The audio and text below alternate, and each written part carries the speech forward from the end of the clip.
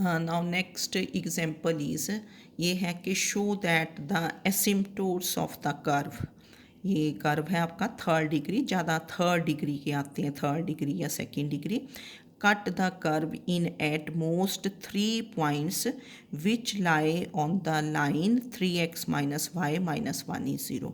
जो मैंने अभी आपको लास्ट क्वेश्चन में बताया कि first you have to find all the asymptotes of this curve. तो कितने एसिम्पटोट्स होंगे इसके? एट द मोस्ट 3 एसिम्पटोट्स, क्योंकि डिग्री 3 है, डिग्री इज 3, तो ज़्यादा से ज़्यादा 3 एसिम्पटोट्स होंगे। 3 होंगे या 2 होंगे या 1 होंगे या फिर नन होंगे, नो एसिम्पटोट भी आ जाता है। तो ये पहली दो टर्म्स थर्ड डिग्री टर्म्स हैं। फिर आपके पास ये अकेली second degree term, this is first degree term, है ना। तो show that the asymptotes of the curve, पहले इसके ऑल एसिम्पटोट्स निकालेंगे। तो आपने लिखा equation of the curve is this, इसको 1 कर दिया जो भी है। फिर एसिम्पटोट्स के लिए coefficient of highest power of x is कितना है? 1। Coefficient of highest power of x, x की highest power is x cube, तो this is 1। 1 equal to 0, which is not true. तो the curve has no asymptotes parallel to x-axis.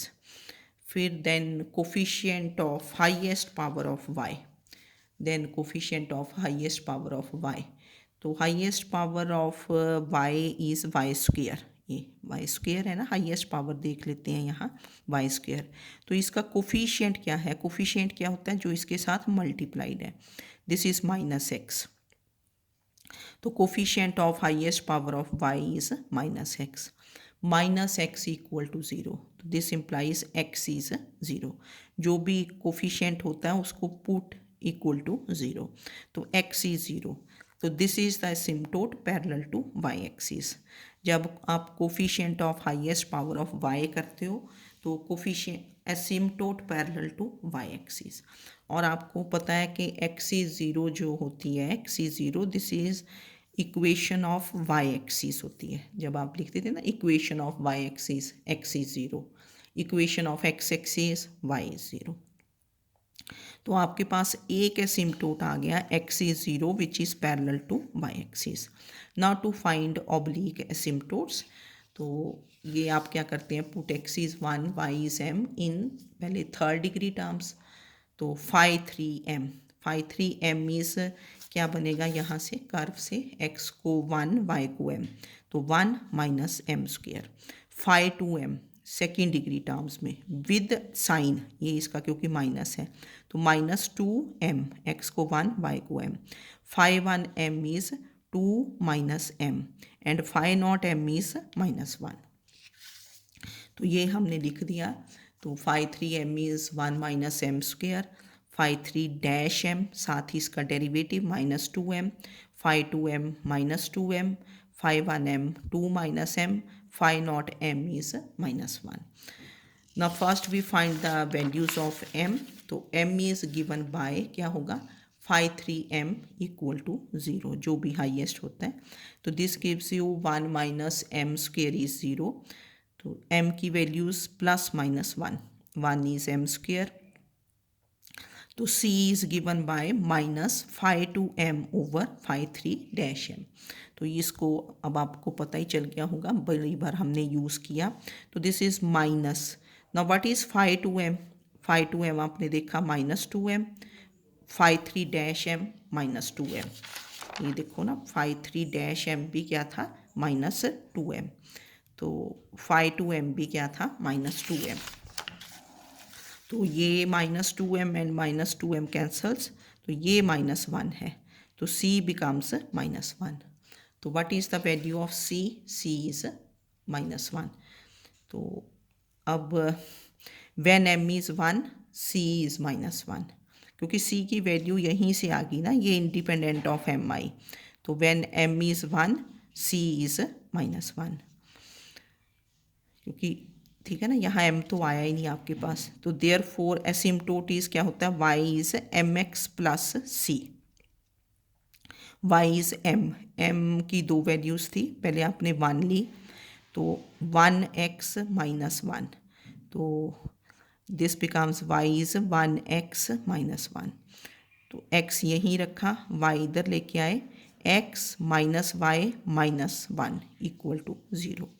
फिर second value क्या है, when m is minus 1, c आपका minus 1 नहीं रहा, तो asymptote is y is equal to mx plus c। तो what is your m is minus 1, तो y is minus x minus 1। तो दिस गिव्स यू, ये टर्म्स इधर ले आओगे, x plus y plus 1 equal to 0। तो there for the curve has 3 asymptotes. एक already पहले आया था x इज़ 0, एक यहाँ से बना x minus y minus 1 is 0, एक x plus y plus 1 is 0। ये 3 एसिम्टोट्स। अब जो क्वेश्चन है कि show that the asymptotes of the curve cut the curve in at most 3 points. तो इसके लिए आप लोग क्या करते हैं, we find joint equation of the asymptotes. तो जॉइंट इक्वेशन होती है कि इनको मल्टीप्लाई कर देना, जॉइंट इक्वेशन ऑफ एसिम्टोट्स। तो क्या बनेगी, x into x minus y minus 1, मतलब एक ही साइड होनी चाहिए ना सारी टर्म्स, पहले x then y then constant. और इक्वेशंस ऑफ एसिम्टोट्स जब भी आप निकालते हो, they are always straight lines, that is first degree in x and y। Into क्या हुआ, x plus y plus 1 equal to 0। जितने भी एसिम्टोट्स आए उनकी joint equation, joint equation means that is multiply कर दिया x into x minus y minus 1 into x plus y plus 1 equal to 0।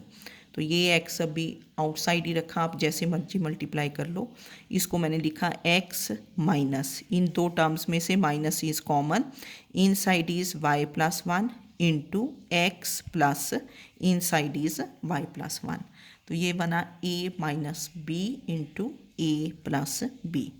This is a square minus b square. ये x outside, a square x square minus y plus 1 square. तो x outside, now open the squares, a square plus b square minus plus 2ab। तो बाहर minus था तो all terms become minus. तो this is x square minus y square minus 2y minus 1 equal to 0।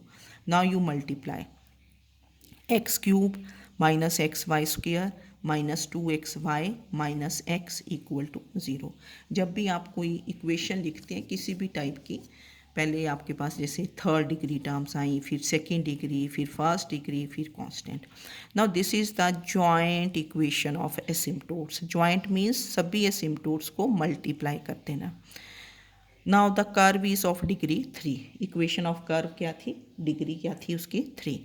तो therefore all the 3 asymptotes of the curve, all क्योंकि find करने हैं, cut the curve in at most कितने points होगा, n into n minus 2 points. Now what is your n, 3 into 3 minus 2, तो कितना बन गया 3 पॉइंट्स। तो all asymptotes of the curve cut the curve in at most, at most means ज़्यादा से ज़्यादा, ठीक है ना, ज़्यादा से ज़्यादा कितने पॉइंट्स में कट करेंगे, n into n minus 2 points. तो what is your n, 3 into 3 minus 2 points, that is कितने पॉइंट्स हो गया 3 पॉइंट्स। अब वो कहाँ लाई करेंगे, द पॉइंट्स लाई ऑन, क्या करते हैं, equation of curve minus joint equation of asymptotes. This is, तो this is same thing as कि equation of curve minus joint equation of asymptotes equal to 0।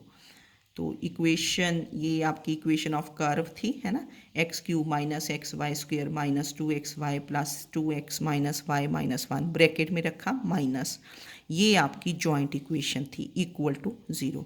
तो इसको सब्ट्रैक्ट किया, x cube x y square 2xy, ये सारा cancel हुआ, तो 2x ये माइनस ऑफ माइनस एक्स, तो 3x बन गया।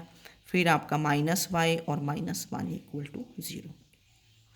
तो इसमें कुछ भी नहीं है क्वेश्चन में कि शो दैट, है ना, जैसे क्वेश्चन था ना, थोड़ा लगता है पढ़ने में कि show that asymptotes of the curve cut the curve in at most 3 points. कुछ नहीं कि यू फाइंड द एसिम्टोट्स, जो हम मेथड अप्लाई करते हैं, फिर आपके जितने एसिम्प्टोट्स आएंगे उनकी आपने जॉइंट इक्वेशन निकाल देनी है ना। जॉइंट इक्वेशन मतलब एक ही साइड लेके जाते हैं सारी टर्म्स इक्वल टू ज़ीरो, इनको मल्टीप्लाई प्रॉपरली मल्टीप्लाई जैसे भी करना है। फिर कर्व डिग्री 3 का है, देयरफॉर ज़्यादा से ज़्यादा कितने एसिम्प्टोट्स आएंगे, 3 एसिम्प्टोट्स।